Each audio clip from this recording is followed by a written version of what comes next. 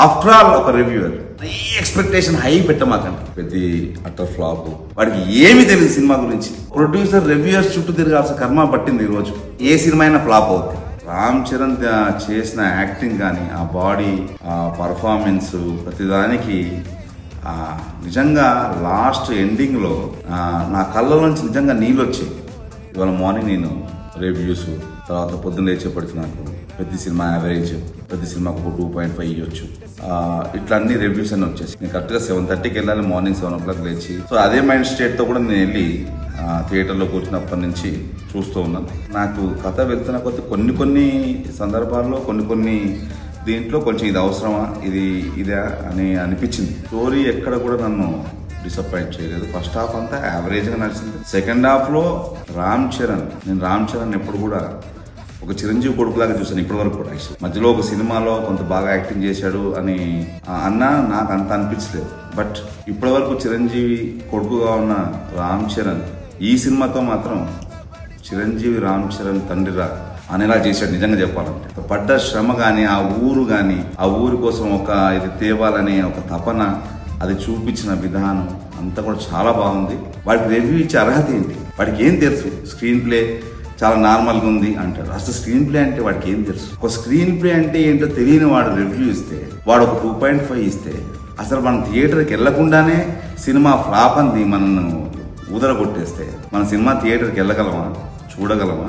సినిమాని? సో నేను ఫ్లాప్ అనే ఒక ఉద్దేశంతోనే సినిమాకి వెళ్ళాను. బట్ నాకు నచ్చింది సినిమా. కానీ ఆ భావన, సినిమాని ఆ భావన నాకు ఆ లాస్ట్లో ఒక ఊరి యొక్క ఆ సంబంధించినట్టు ఇది, అతను పడ్డ తపన, ఆ ఊరి కోసం, ఆ ఊరికి ఒక రైలుని తీసుకురావాలని ఒక ఇది తపన, ఆయన పడ్డ తపన, ఆయనకు ఒక ఐడెంటిఫికేషన్ ఉండాలని ఆయన పడ్డ తపన నాకు బాగా కనిపించింది. ఒక ఆర్టిస్ట్గా అయితే ఇక్కడున్న రామ్ చరణ్ ఇక్కడికి వెళ్ళాడు.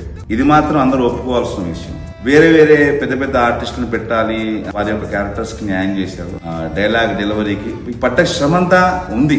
కాకపోతే ఈ ఏదైతే సగం హాఫ్ నాలెడ్జ్ రివ్యూవర్స్ ఎవరైతే ఉన్నారో వాళ్ళు సినిమాని, నేనేమంటానంటే చెడు సినిమాని, మంచి సినిమాని, అది ఎందుకు పనికిరాని సినిమా, లేకపోతే అసలు యావరేజ్ సినిమాని ఫెయిల్ చేయడంలో వీళ్ళ యొక్క పాత్ర చాలా టూ మచ్గా ఉంది. నేను ఇచ్చే రివ్యూ 5కి out of 5 I will give 3.75. ఒక మంచి సినిమానే. సినిమా లేచేప్పుడు అంటే మన సినిమా చూసి మనం బయటకు వచ్చేప్పుడు ఒక సినిమా మంచి సినిమా చూసాము అనే ఒక ఫీల్తో మాత్రం 100% మనం బయటకు వస్తాం. దీంట్లో బుచ్చిబాబు గారి అంటే డైరెక్టర్ గారి శ్రమ, తర్వాత అనవసరమైనటువంటి ఒక పాట, అనవసరమైనటువంటి సినిమాకు సంబంధం లేకుండా ఒక ఇది, అట్లాంటివి కొన్ని ఉన్నాయి. నేను లేవని చెప్పను. అందుకనే నేను చెప్పేది ఏంటంటే సినిమాని చూడండి. చూసి ఎవడో రివ్యూ ఇవ్వడం ఏంటండి? సినిమా చూసి మీరు ఇవ్వండి రివ్యూ.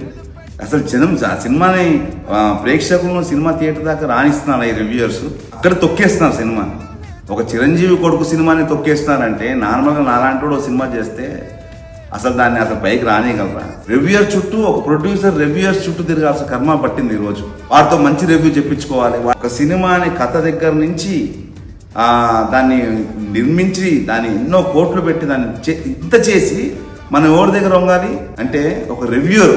ఆఫ్టర్ ఆల్ ఒక రివ్యూయర్, వాడికి ఏమి తెలియదు సినిమా గురించి. ఆఫ్టర్ ఆల్ ఒక రివ్యూయర్ దగ్గరికి వెళ్ళి మీరు మంచి రివ్యూ రాయండి సార్, మీరు మంచి రివ్యూ రాస్తే మా సినిమా బాగుంటుందని మనం వాడి కాళ్ళ మీద పడాలా? ఇది అందరూ ఆలోచించాలి. అసలు ఈ రివ్యూస్ చూసే వాళ్ళందరూ ఆలోచించాలి. ఎందుకు చూడాలి రివ్యూ? మీకు సినిమా నచ్చితే చూడండి, నచ్చకపోతే నచ్చదని చెప్పండి. నలుగురికి బాగుంటే బాగుందని చెప్పండి. అసలు సినిమా రావడానికి ముందు, ఈ సినిమా రిలీజ్ కావడానికి ఒక్కరోజు ఒక్క మార్నింగ్ షో చూసి వచ్చేసి వాడు బాగాలేదు, అది బాగాలేదు, ఇది బాగాలేదు, ఆర్టిస్టుల పర్ఫార్మెన్స్ బాగాలేదు, ఇన్ని చెప్తారు. ఆ సినిమా ఎంత తపన పడి తీసుంటారు, ఆ సినిమాని ఎంత ఖర్చు పెట్టి తీసుంటారు. ఆ ఆలోచన అసలు రివ్యూస్కి లేదు. నేనేమంటాను, రివ్యూస్కి వాళ్ళు కనీసం సినిమా నిలబెట్టండి. ఒక సినిమా నిలబడితే, ఒక ఇండస్ట్రీ నిలబడితే, ఒక ఇది నిలబడితే ఎన్నో ఫ్యామిలీస్ బతుకుతాయండి. ఆ విషయం మీరు గమనించాలి. వాళ్ళు కోట్లు తీసుకుంటారు, చేస్తారు, వాళ్ళకి మనం ఎందుకు చెప్పాలి?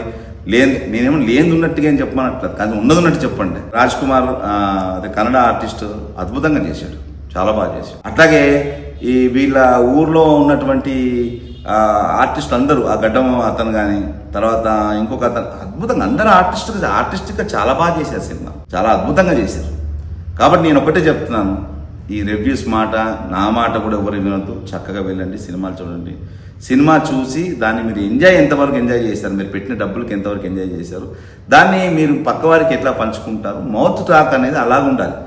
ఇది మరీ టూ మచ్ అయిపోయింది ఈ రోజుల్లో. బట్ ఈ సినిమాకి మాత్రం నేను 101% ఈ సినిమా మంచి సినిమాగానే నేను భావిస్తున్నాను, మంచి సినిమాగా నేను చూశాను. చాలా తక్కువ ఇంకోటి ఈ పెద్ద సినిమా వాళ్ళకి నేను చెప్పేది ఏంటంటే మరీ ఊదర కొట్టేయమాకండి.